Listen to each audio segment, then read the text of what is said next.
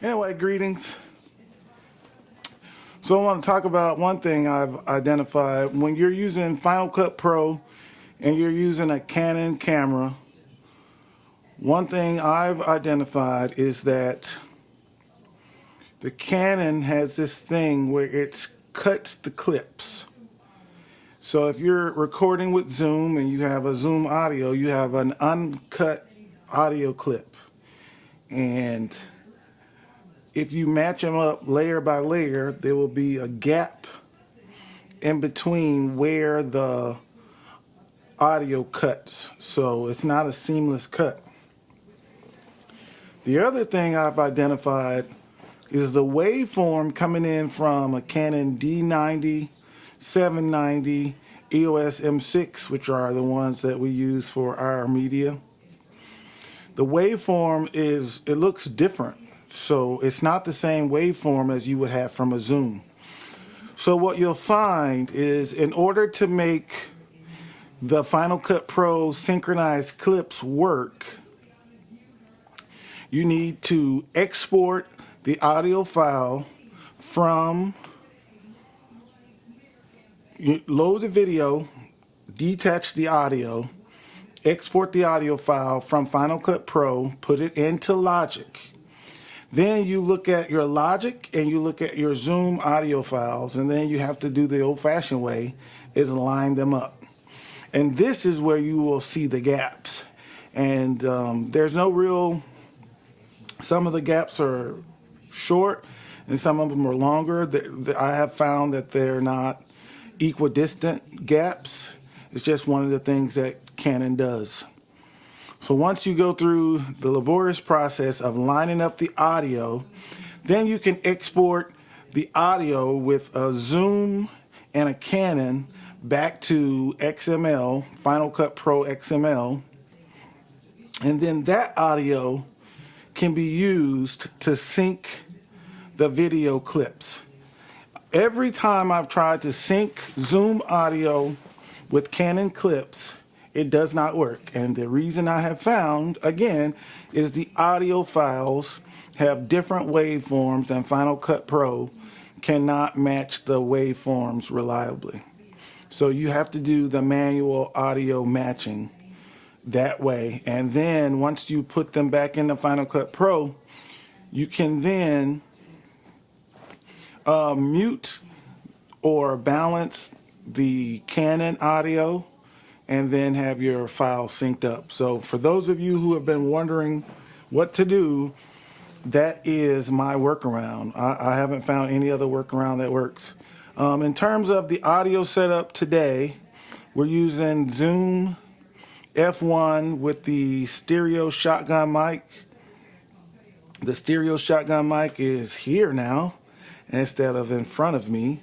I hope that makes a difference. The audio is set to 8, so I have it just with a regular microphone stand with an arm on it, and then I have this $9 adapter hooked up to it. Then for the lighting, I have a 10-inch ring light in front. I have a light on the side, as you can see, and I have a softbox. So the softbox, I have one of those $50 lights over there, and here I have a diffuser on this light. Now in theory, I can probably turn this off. So this is what I have with 2 lights. Room already has lights. This is at 66%. And if I take it down, let's take it down. That's probably what needs to happen. That's better. So this is a pocket light. Inside of my 45-inch Octagon is a 29-inch pocket light. It's a bicolor. This is an RGB. And I'm just really experimenting on changing the light. So what I'll do here is I'll push pause and I'll turn all the lights off in the room so that we'll figure out what we have. This light that I actually have, in order to do the 3-position light, I'll move it to the back where it's more backlit. Okay, so I'll do like people on TV. Boop. So this is with the light off and with the front light, a big field light, and using the backlight as an additional field light. Okay, and now I'm going to move this so that the backlight is really functioning as a backlight, because probably the impact should be that I'm very flat and you don't see the shadows like you should. So now do that. Boop. Now the field light is, the backlight is pointed to the back. I still have the field light here. It's a pocket light, something, I can't remember. I'm not very impressed with it. I'm not impressed with it as it's turned inside the thing. But maybe if I turn it, instead of having it reflect backwards, which is what I think is supposed to be done. But let me do something different. Boop. All right, so now I have I think that pocket light is at 69 or something %. I think the key for that pocket light is that it should not be facing this way. It should be reflecting back into the Godox Octagon. So I'll turn it back so that we can see the difference. Okay. All right, so what I did now is you should see the light trying to resettle itself. I pushed the rod further back so the light has more reflective capabilities in the softbox. I still haven't changed the field light. You've seen what happened with the 10-inch ring. 10-inch ring is on maximum. Let's change the 10-inch ring down. This is me bringing the volume of the light down. Changing color. I like that one best. This is off. Of course, remember this one is bi color, and it's supposed to be a side field light. Yeah, right there. I'm still under the boom. Okay, turn it back up, on, and maxing the light. Now, I'm going to change the backlight so that the backlight is pointing towards me, and we'll see what we have. Now the backlight is pointing towards me, but it's at my back. You can probably see right here. And I have the diffusion on it. What is that light? This light is the Pocket Light F7. So that's what this is, and I don't know, 29 degrees. Let's change it. Let's make it cool. All right, so this is me. Maybe blue. What if I do blue?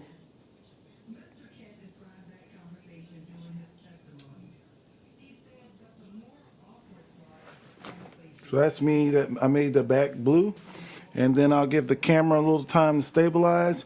So again, this is me testing the Zoom F1 SSH stereo shotgun mic, being a boom above my head at 8 with no side mics. And it's also me testing the Godox Octagon with a pocket light, which I have not seen. I guess I'll turn all the lights off so you can see what we get with just the backlight there and the Godox in an Octagon. The Godox softbox with the pocket light. So that's all you have with the pocket light inside the Octagon. Okay, what do you think? And then of course I do have the news playing. Hopefully the shotgun mic is isolating out the news that's playing.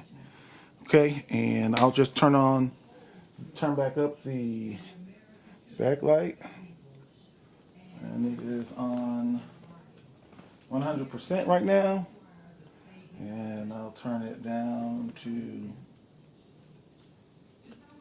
50% pointed at the wall, not pointed at me. This is pointed sideways, this way. And then this is the 10-inch ring light coming on at full strength. Stand by. All right. Hopefully you enjoyed this video. Again, to recap, if you use Canon at 4K or 1080p, it's going to cut your video clips by either 4 gigs or whatever it does. The Canon 90D has some that have been going like 25 and 30 minutes. I'm not sure what's going on there.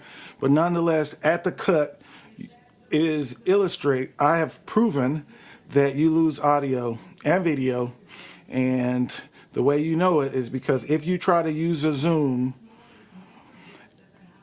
if you import the Zoom audio and try to do a synchronization of your audio and video, it will not work because the Zoom audio files have different waveforms than the Canon, even though they're the same audio, which forces you in Logic or in Final Cut Pro to detach that audio in Final Cut Pro, export it to Logic, and then line them up, and then export them as one combined audio file, and then resync that combined audio file with your video files, and it works perfectly for synchronization there.